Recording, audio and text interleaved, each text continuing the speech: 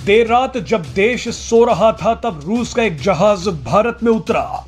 युद्ध को 1 साल पूरे होते ही रूस भारत पहुंचा है।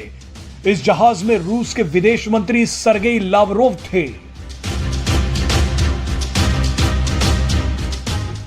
रूसी विदेश मंत्री के भारत में कदम रखते ही यह तय हो गया कि आने वाले दिनों में भारत में कई कूटनीतिक आतिशबाजियां होने वाली हैं।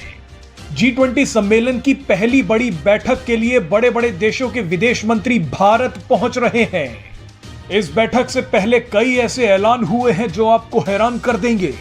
विदेश मंत्रियों की बैठक से पहले चीन और जापान के ऐलान से भी माहौल गर्मा गया है। आने वाले कुछ दिन भारत के साथ साथ दुनिया के लिए बेहद महत्वपूर्ण होने वाले हैं, क्योंकि ये भारत के लिए एक बड़ी कूटनीतिक परीक्षा होने वाली है। आपको बता दें कि 1 और 2 मार्च को भारत में G20 देशों के विदेश मंत्रियों की बैठक हो रही है। इस बैठक में कई पश्चिमी देश रूस का इंतजार कर रहे हैं ताकि वो उस पर हमला कर सकें, और इसी बैठक में अमेरिका और चीन भी आमने सामने होंगे, जो जासूसी गुब्बारे को लेकर एक दूसरे से भिड़ चुके हैं। इस वीडियो में आपको बताएंगे कि एक दूसरे से लड़ रहे इन देशों को भारत एक मंच पर रखकर कैसे G20 सम्मेलन को सफल बनाएगा। आपको बता दें कि G20 देशों के विदेश मंत्रियों की यह बैठक तय कर देगी कि इन सभी देशों के राष्ट्राध्यक्षों की बातचीत का एजेंडा क्या होने वाला है, क्योंकि विदेश मंत्रियों की बैठक के बाद इन सभी देशों के प्रधानमंत्री और राष्ट्रपति एक दूसरे से मिलेंगे।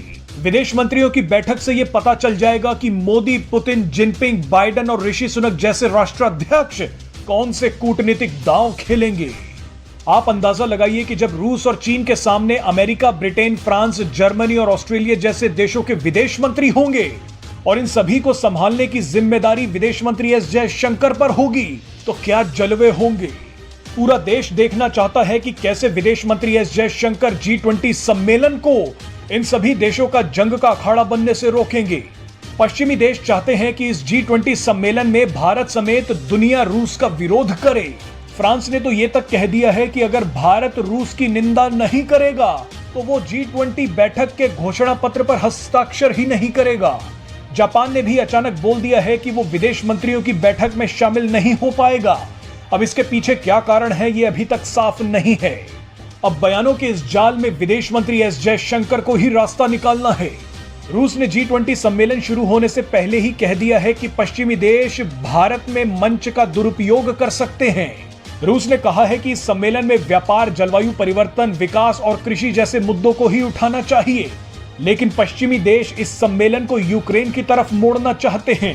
रूस ने कहा है कि पश्चिमी देश भारत पर भी दबाव बना रहे हैं कि वो रूस का विरोध करे। वैसे आपको बता दें कि भारत में हो रहे G20 सम्मेलन में रूस और यूक्रेन युद्ध के अलावा अमेरिका और चीन का विवाद भी हावी हो सकता है।